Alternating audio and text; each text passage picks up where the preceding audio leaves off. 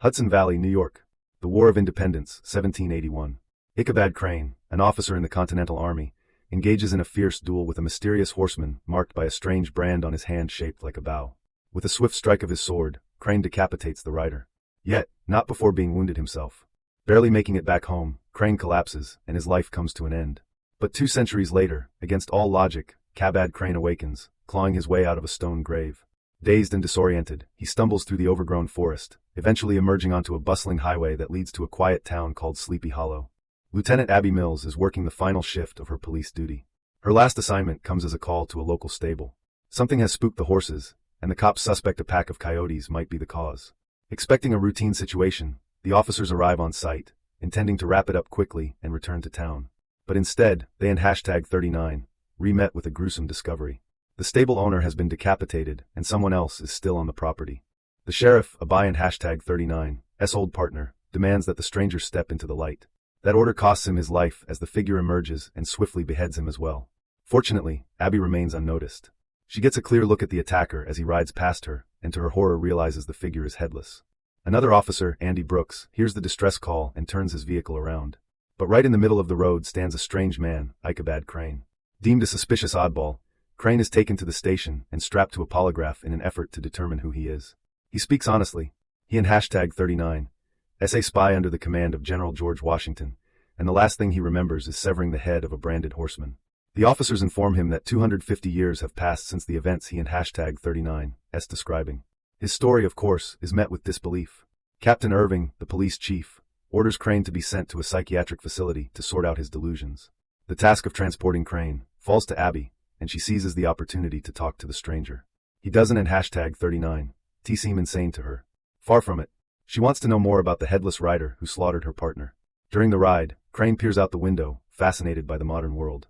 As they pass a church, he catches sight of a familiar face, a priest from his past, but he says nothing to Abby. Instead, he leads her to the cave where he was entombed for 2.5 centuries. Inside, he finds a Bible buried with him. Crane believes the book holds answers, clues to what is happening and how to stop it. Later that night, the uneasy priest locks the church after finishing his service. But before he can leave, the Headless Horseman appears with a blazing axe. The priest too loses his head. Abby returns to the church and finds Crane nearby. Captain Irving, seeing him again, gives her an ultimatum. Get the man to the psychiatric ward now or face suspension. Crane escapes from the vehicle, guided by a mysterious bird to an old tombstone. Upon close inspection, he realizes it belongs to his wife, Katrina, and she was a real witch. Abby eventually brings Crane to the psychiatric facility. There, she opens up to him about why she and #39's reluctant to pursue this case. Years ago, she and her younger sister, Jenny, witnessed something terrifying in the woods. When they told the adults, no one believed them. Jenny was institutionalized and has remained there ever since. At the facility, Crane is immediately subjected to harsh treatments. The doctors consider him a difficult case and use primitive, borderline cruel methods. While unconscious, Crane sees Katrina. She manages to pass him a warning. Beneath her tombstone, there are no remains. What lies there instead is the skull of the Headless Horseman. That skull is the key to his resurrection. And if the horseman rises again, the other 3 riders of the apocalypse will follow. Then the end of the world will begin. Abby changes her mind and frees Crane. As they escape the facility, he tells her about his dream, his conversation with Katrina, and the skull buried near the church grounds. The two hurry toward the grave site, and Abby calls her friend Andy, asking him to alert everyone and send all available units to the church. But Andy, wanting to play the hero, decides to head there alone. He searches through the priest and #39's chambers, and in one of the rooms comes face to face with the Headless Horseman. Realizing his time is up, Andy chooses betrayal over death. He tells the horseman that he knows where to find Crane. Meanwhile, Abby and Crane uncover a capsule containing the skull. As soon as they find it, the horseman opens fire. Crane fights him off to give Abby a chance to escape and call for backup. The first person she sees is Andy. She runs to him, unaware that he and #39's already betrayed her. Andy locks her in the trunk of his car, claiming it and #39's for her protection, but Abby manages to break free and subdue the traitor. Another police unit arrives at the church, only to be met with a terrifying sight. The Headless Horseman is preparing to strike, axe in hand, ready to silence the witnesses. The police are saved by sunrise. The horseman fears daylight and is forced to retreat into the shadows. Captain Irving is far from pleased with Abby and #39's insubordination. But when he sees the horseman and #39's severed head, he realizes they and #39 need Crane and #39's help after all. Andy is thrown into a jail cell so they can interrogate him, figure out why he turned on his own. But before anyone gets a word out of him, a demon from the other side finds Andy first.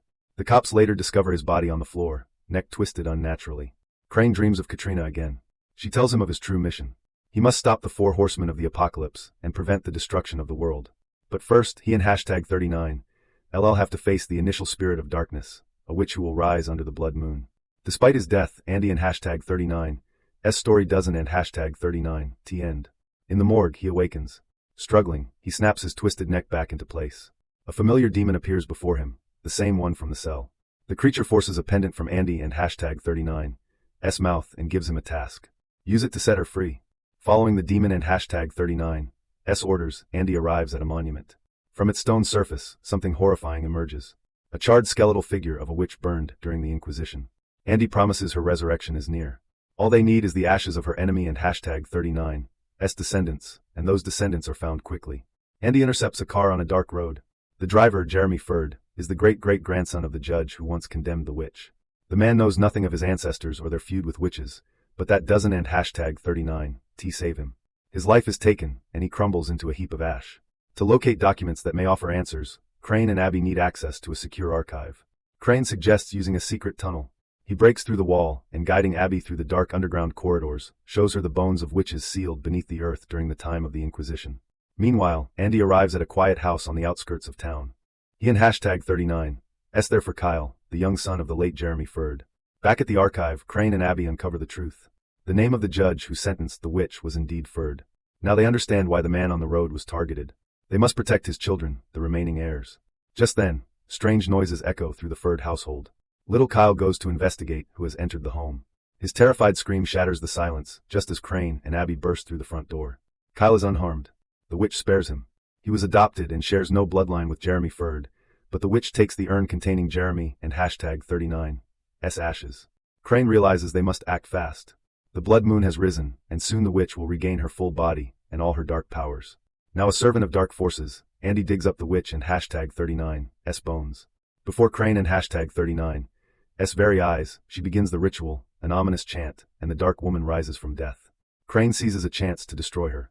He ignites a powder keg, hurling a burning torch into the crates. An eruption of flames consumes the witch, who barely had a few moments to experience the new world before being turned to ash. Soon after, Abby begins to suffer terrifying nightmares. In her dreams, Crane transforms into a monstrous creature and tries to attack her. But he and #39's not the only figure in the visions. There in #39's also a doctor, a woman who once examined Abby and her sister Jenny back when everyone thought they and #39 lost their minds. A few hours later, the dream proves to be more than just a dream. The very same doctor is found standing on a ledge, demanding to speak with Lieutenant Mills. Without hesitation, Abby agrees to help. She climbs out onto the ledge, trying to talk the woman down, but the doctor won and #39 listen. Tearfully, she confesses. Jenny never deserved to be institutionalized. It was her fault, and now she must pay the price. Abby notices the woman and #39's eyes. They and #39 eerie as if clouded by a white mist with no iris. The doctor jumps. Abby rushes to report what happened. She and Captain Irving return to examine the body, but just as they do, the woman and #39's eyes turn to sand and dissolve into nothing. Crane is convinced they need to speak to Jenny. She might hold the key to understanding what in #39's going on. He insists on speaking to her alone. He tries to convince her. Every one of her visions is proving to be true. They know now that she was never insane. Abby then reveals that Jenny wasn't in #39 the only witness. There was a man who saw the creature in the woods too, but like her, he kept silent out of fear of being labeled crazy. Later, police are called to that man and #39's home. Abby and Crane arrive to find the house surrounded. The man has taken his family hostage and says he and #39 only let them go if he can speak to Abby. The first thing she sees are his eyes, white and glassy, just like the doctor's.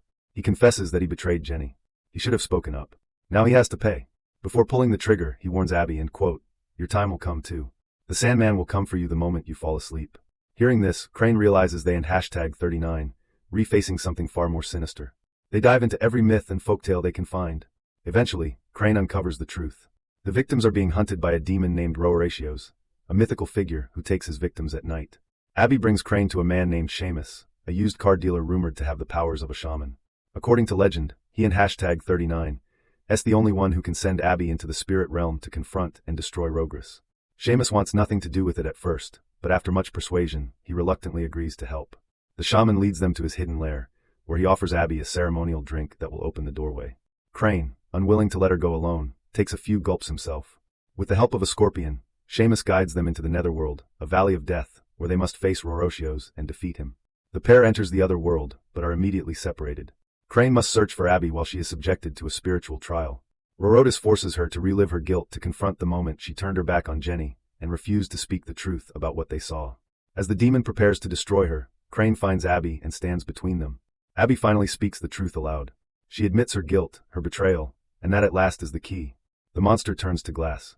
It shatters, exploding into a million brilliant shards. The danger is over. Now Abby wants only one thing: to speak to her sister and ask her for forgiveness. But when she arrives at the psychiatric facility, she and #39's met with a chilling surprise. From Jenny and #39's former foster mother, Abby learns where to find her sister. The two finally reunite at the sheriff and #39's house after years of separation, but their first meeting is anything but peaceful. Old wounds flare up, and it takes Crane and #39's steady voice to diffuse the argument. After a long, painful conversation, the sisters agree to work together. While searching the house, Abby finds a sex ant, an odd discovery since her friend, the sheriff, never once mentioned owning one. Crane instantly recognizes the carvings and symbols etched into the instrument. He senses a hidden purpose. Turning it over in his hands, he eventually unlocks the secret. It and #39's not just a sextant. It and #39's a disguise projector built to keep it out of enemy hands. When activated, the device beams an ancient map of Sleepy Hollow onto the wall. With it, the team can pinpoint the location of a mysterious chest. But before Crane can memorize the map, gunfire erupts from outside. They manage to escape unharmed, but the attackers steal the sextant, leaving behind one of their own. Crane examines the captive and finds a Hessian tattoo, marking him as a member of the same secret order to which the Headless Horseman once belonged. Interrogating the man, Crane learns that the Hessians are hunting for a book of dark magic, one that could summon 72 powerful demons into the world. The captive bites down on a cyanide capsule and dies before revealing more. Desperate, the team returns to the drawing board. Crane takes a painting from the wall and tries to reconstruct the map from memory to figure out where the book is hidden. The Hessian cult gets there first. They find the secret chamber, retrieve the book, and begin the summoning ritual. A portal to hell bursts open. Fire engulfs everything around it. Abby and Jenny arrive just in time to try and stop the coming of the demons. A fierce battle ensues, but Abby manages to slam the book shut, toss it into the flames, and close the portal before it and #39's too late. Somewhere in the forest, a sweet little girl strolls through the trees. From the shadows, a boy watches her with curiosity. Eventually, he gathers his courage and approaches. She smiles and invites him to play. The boy runs after her joyfully, only to fall into a trap. A monstrous horseman chases him through the dense woods. Hours later, Abby receives a radio alert. A child has been found unconscious just outside town. She and Crane rush to the scene. Upon examining the boy, Thomas, Crane notices dark veins under his skin, a telltale sign of plague. Thomas is moved to a quarantine zone. Crane is asked to communicate with him via video as the child speaks in Middle English, and Crane is the only one who can understand him. Abby and Crane head into the forest where the boy was found. They scour the ground for tracks and clues. Following strange signs etched into the trees, they discover a hidden path. It leads them to an island home to a long-lost colony ravaged by plague. After speaking with the colonists, Crane uncovers the truth. Centuries ago, the settlement was cursed by the horsemen of pestilence. Most of the people fell ill, some died, but a few survivors made it to Sleepy Hollow. There they not only lived, they stopped the horsemen. Now dark forces have manipulated Thomas into fleeing the colony. In doing so, he has unleashed the plague once more. If they don and #39 return him, humanity could face extinction. But no hospital will release a child infected with a deadly disease, and worse, Crane begins to develop dark veins of his own. He and #39's quarantined alongside Thomas. The illness gives Crane a fleeting glimpse of the other world. There he sees Katrina once again. She tells her husband the truth. If he and #39's here, it means his time is running out, but Abby refuses to give up. She prays for guidance and receives a sign. The only cure lies in Roanoke, the forgotten town where the boy was born. Captain Irving remains skeptical about magical solutions, but when he sees the infection spreading, he gives in. He allows Abby to take Crane and Thomas out of quarantine, promising to release the others as well if the plan works. The group struggles through the forest. The plague is draining the strength from both Crane and Thomas. And to make matters worse, the horsemen of pestilence is closing in. They have no choice but to hurry if they want to reach the sacred well in time. Just moments before the horseman appears, Crane plunges into the water with Thomas. The result is immediate and miraculous. The horseman disintegrates into a cloud of dust and energy, and the infected begin to recover, their veins clearing, their minds returning. With the horsemen of pestilence defeated, Crane releases Thomas to his people, and they vanish into the mist. The boy and the entire colony had been ghosts all along. Having saved the world again, Crane continues to embrace modern life. He discovers a new passion: baseball. He loves the chaos, the shouting, the freedom to yell without judgment. But after a game, Crane feels the need for solitude. He visits Katrina and #39's grave, unaware that someone is already waiting for him. The moment he and #39's alone, a tranquilizer dart hits his neck. Katrina finds a way to contact Abby, warning her that Crane has been taken. She tells Abby there is only one way to save him and destroy the Horseman. They must find the Sin Eater. Abby brings the news to Captain Irving, reminding him of the Horseman and begging for his help. They need to locate the Sin Eater before it and #39's too late. Meanwhile, Crane awakens inside the lair of the Freemasons. He is one of them, and now he must recall how he became part of their brotherhood. Centuries earlier, when he was still an officer in the British Army, Crane was ordered to interrogate Arthur Bernard, a rebel and a spy. That was when he first met Katrina. She pleaded with him not to participate in the torture or execution of Arthur. Crane tried to remain loyal to the crown, but his love for Katrina prevailed. Abby and Jenny exhaust themselves searching for the Sin Eater. Just when hope seems lost, Abby notices a small clue, a detail that leads them to their target. He turns out to be an unassuming elderly man, Henry Parrish. He wants nothing to do with strangers and firmly declares he no longer does that. But Abby convinces him without his help, the Horseman of Death will destroy the world. She explains that Crane and the Horseman are bound by blood. During their battle 200 years ago, their blood mingled, tying their fates together. Only the Sin Eater can sever that link and save Crane. Back in the past, Crane chose love over duty. He refused to execute Arthur despite his orders. Arthur revealed valuable secrets to Crane before attempting to flee, but he never made it. A demon appeared in the forest, and did what Crane would not. Crane escaped, passed Arthur and #39's final words to Katrina, and shed his red coat forever. Still, for 2 centuries, he has carried the guilt of Arthur and #39's death. The Masonic leader tells Crane it and #39's an honor to sit beside him. But even so, they must destroy him to break the bond with the Horseman. Following Parrish and #39's directions, Abby and Jenny find a hidden door. At the entrance, Masonic guards attempt to block them, but Abby promises hell to pay, and the guards reluctantly let them through. Crane admits to Abby that he and #39's ready to die. If he drinks the poison, the Horseman will perish too. Abby insists there and #39's another way. The Sin Eater can divide their souls, but Crane believes the risk is too great. He thanks her for everything and drinks the poison. But death doesn't and #39's come.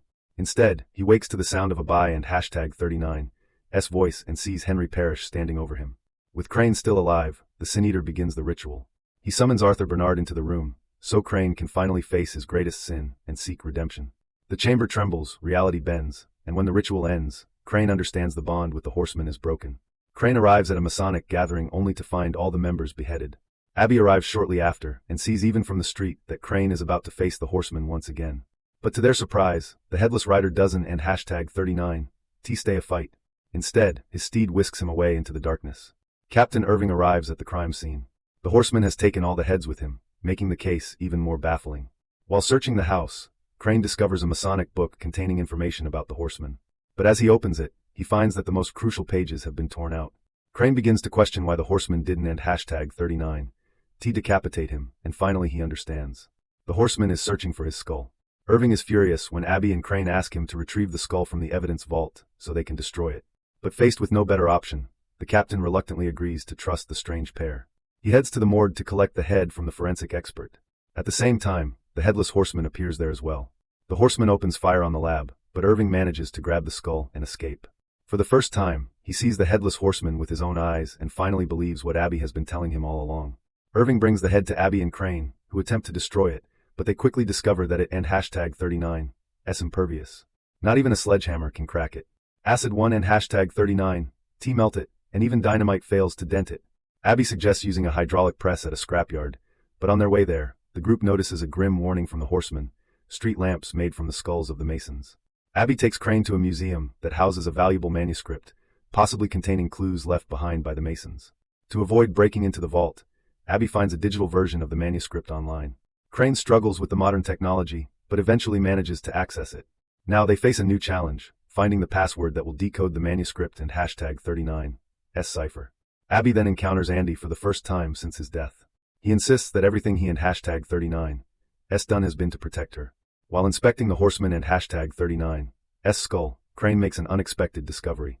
On the inner surface of the teeth, he spots a word etched in ancient script. It and #39's the key they and #39v been searching for. He rushes to tell Abby, but finds her with Andy. Crane warns the walking corpse to stay away from them for good. Once the manuscript is decoded, Crane learns the bitter truth. The horseman cannot be killed. The only thing he fears is sunlight. To defeat him, they must summon a witch capable of turning the moon into a sun. But Abby sees another way. They don in #39, T need magic. They can use modern technology, a high-intensity solar light system. Abby, Crane, and Captain Irving descend into an underground tunnel to set up a trap. As night falls, Crane walks outside with a decoy skull and lures the horseman in. The chase leads them into the tunnel. Abby fakes a serious injury. When the Headless Horseman steps into the center of the chamber, Irving flips the switch. Powerful lights flood the tunnel with artificial sunlight. Irving binds the horseman in heavy chains. Crane states that this is the best they can do. Keep him in prison forever. But before that, they have one chance to interrogate him. Abby suggests bringing in Andy to serve as a translator. While waiting in Andy and #39's lair, Crane stumbles upon a book filled with Egyptian hieroglyphs. Suddenly it all makes sense. The horseman recruited Andy to act as his voice. Andy warns Crane not to go through with this, but Crane insists. He opens the door and commands Andy to enter the chamber. Crane begins the interrogation. As he steps closer to the prisoner, something catches his eye. A pendant, Katrina and #39's pendant, lying beside the chained horseman.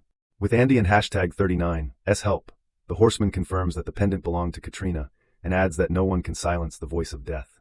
Crane explains to Abby that the pendant was a gift from his closest friend, Abraham, Katrina and #39's fiancé at the time. But Katrina later confessed she did not love her betrothed. Her heart belonged to Crane. While Crane continues interrogating the horseman, Jenny and Captain Irving raid a Hessian outpost set up at a power station. Amid the wreckage, Jenny discovers strange mechanical components. But before she can alert the team, a blinding flash erupts, and the entire city loses power. Even the lights in the horseman and #39's chamber go dark. Abby quickly lights candles to buy them time. While the prisoner remains restrained, Irving orders everyone to gather any available weapons in the tunnel. Crane stays behind to guard the cell. Distracted by conversation with Abby, Crane fails to notice Andy pulling an artifact from his own body. A dark relic used to summon Malik and #39's minions. Hell and #39's creatures are the first to arrive in the tunnel. Demons pour in from the darkness. Crane finally spots the artifact, but it ends #39's too late. The horseman shatters his chains and attacks. Tossing a sword to Crane, he insists on a fair fight. As the blades clash, Crane realizes the truth. The horseman is Abraham, the same Abraham who once loved Katrina. Just as Abraham prepares to strike the final blow, the spirits of darkness intervene. They tear Abraham and Andy from the chamber, sparing Crane and #39's life. A young, wealthy woman purchases her ancestral home on the edge of town. Her bodyguard warns her not to rush the tour, but the headstrong owner insists. While exploring the house alone, she is ensnared by a creeping vine growing from the closet. When Abby hears about the girl and #39's disappearance, she doesn't and #39 immediately connect it to her work, but then she sees a name on a note left behind. Katrina K. Suddenly everything clicks. Abby and Crane visit the estate the girl had toured. Crane remembers the place. He and #39 visited it with Katrina many years ago. The first thing they find is the bodyguard, brutally murdered, slumped in a chair. Abby tries to call for backup, but there and #39's no signal. Something inside the house won and #39 let her leave. Determined to uncover what the house wants, Crane searches the library and finds a letter he had written to Katrina the day he died. Following the missing girl and #39's trail, the pair descends into the basement. There they find her entangled in vines hidden behind a door. Crane frees the terrified girl, who keeps repeating the same words. The house is alive. It won in #39 let us go. But Crane remembers the former owner. Brave and strong. He believes that by following his example, they and #39 make it out alive. Crane questions the girl about Katrina. She reveals that Katrina was the last person to visit the house before it was abandoned. Piecing together the girl and #39's testimony and his own memories, Crane realizes the truth. Katrina and the master of this house belong to the same coven. The group tries to escape through the basement, crawling through narrow passageways. In the chaos of protecting the girl, Crane loses sight of Abby. She is left alone in the house, and it and #39's the ghost of a housemaid who helps her find the way out. The spirit leads Abby to a hidden room where she is shown the truth, a vision of Katrina giving birth to a child. Crane and #39's son, a healthy baby boy who never got to meet his father. Crane finds Abby, and she tells him what she saw. He is deeply shaken to learn he had a son stuns him to his core. He longs to know what became of the child. But before he can speak, a scream from the young homeowner echoes through the halls. A demon has taken her, and Crane is snapped back into grim reality. Crane and Abby rush to save the girl, and once again, the lieutenant sees the ghostly housemaid. Following the spirit, Abby leads her friends through the same hallway Katrina once used to escape. They manage to make it outside, finally free. A chance to leave presents itself, but Crane refuses. He turns back, declaring he must face the force that hurt his wife and son. With a few powerful strikes, Crane slays the tree-like monster, hacking it apart until nothing remains but shredded bark and silence. Crane then calls on Parrish, hoping the Sin Eater can help him reach Katrina once more. What neither Crane nor Abby realize is how exactly Parrish will send him into the spirit realm. Despite the harrowing method, Crane finds himself beside his wife. There, Katrina reveals the painful truth. To save their child, she gave him to a pastor and #39's family. She never saw their son again. Crane returns to the living world and tells Abby what he and #39's learned. Her ancestors were the very ones who raised his child. He asks Parrish once more for help, this time to uncover the lineage and learn what became of their son. Reluctantly, the Sin Eater agrees. The group visits the town archives where they gain access to centuries-old documents. Crane discovers that his son inherited Katrina and #39's gift. Because of it, he was sent to an orphanage, but the name of the orphanage remains a mystery. A group of unknown demons murder the archivist before she can reveal it. When they return, the group finds a box containing young Jeremy and #39's drawings. Parrish is overwhelmed. He senses suffering woven into every line. In his visions, he sees a child forced to endure unspeakable horrors. But one day, after enduring enough, Jeremy created a monster to protect him. And now that very creature is hunting and killing members of the Witch and #39's order, the same order to which the slain archivist belonged. Abby discovers a poster with portraits of other witches. Faces from her visions. She realizes Jeremy and #39's monster will seek them out next. But if these witches were the ones who banished Katrina to purgatory, they may also be the only ones who can bring her back. The group hurries to a nighttime fair, where the witches are rumored to be in attendance. Crane insists on speaking with them alone. He pleads for Katrina and #39's release, and in return he promises to protect them from the monster, but the witches accept their fate. They and #39 prepared to face death with humility. Besides, only the creator can stop the golem, and Jeremy and #39's body was buried long ago. Parrish speculates that Crane and #39's blood might work just the same. Crane steps forward to face the golem. Armed only with a shard of blood-red mirror, he attempts to reason with the creature. When that fails, he strikes a devastating blow. In the final seconds of the fight, Crane holds the monster in #39's hand and whispers, "Thanks for loving his son." Malik appears in Crane and #39's vision. He vows to end the world soon and promises that Crane himself will deliver Abai and #39's soul. Meanwhile, Captain Irving receives a mysterious phone call. A voice demands he retrieve the Bible or his daughter will pay the price. Irving alerts his friends and decides to move his family to a safe location. On the way, Abby and Crane go through recordings left by the late sheriff. One tape shows Jenny possessed by a demon. Abby confesses her fear. The demon may not have been speaking of Crane. It may have meant her. Irving assigns his most trusted men to protect his family, unaware that Malik has already corrupted them. Not even the priest can stop what follows. Morales, possessed, removes the salt barrier and kills his partner. The demon then leaves Morales and enters Irving and #39's daughter, Macy. While Abby searches for the lantern, a fabled weapon against darkness, the priest attempts an exorcism, but fails. Possessed, Macy snaps his neck and demands Irving lead her to Washington and #39's Bible. At the archive, the Bible is missing. As the demon prepares to kill, Jenny intervenes. Abby and Crane arrive using salt in the lantern. Crane performs the ritual, freeing Macy. Afterward, Abby and Crane uncover hidden ink, revealing a date. 4 days after Washington and #39's recorded death written in his own hand. At home, Andy appears. Abby cuffs him and demands answers. He pleads for the Bible, swearing devotion to her and warning Crane will betray her. Crane finds more hidden writings containing a map to a passage between the living world and purgatory.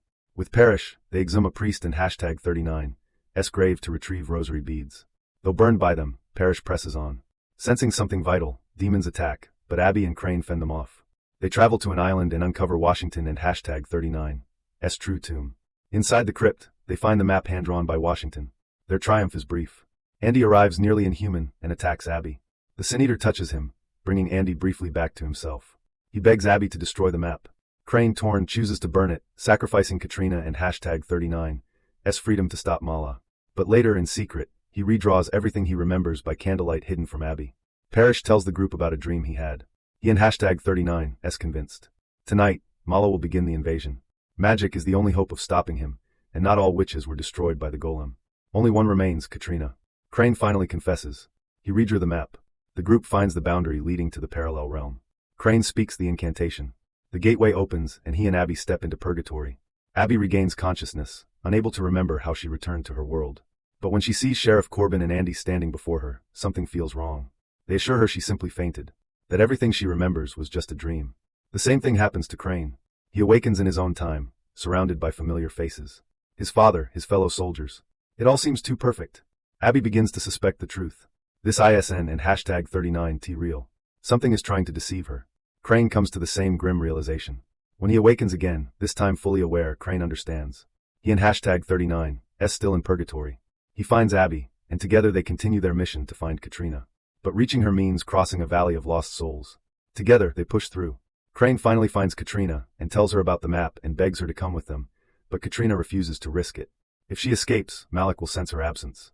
Someone must take her place to mask the switch. Abby volunteers. She promises to hold her ground until the second horseman is stopped. Katrina agrees, and makes a vow to return for her as soon as possible. Crane and Katrina leave the underworld, but Abby is an idol. She challenges Malo himself, refusing to let him destroy her. As a solar eclipse begins, Katrina sets the plan in motion. She begins the spell to stop the second horseman, but suddenly Parrish appears. He stops the witch and disarms Crane. The shocking truth is finally revealed. Parrish is Jeremy. All this time, he was biding his time, waiting for everything to fall into place for the perfect moment to strike. He is Crane and hashtag 39.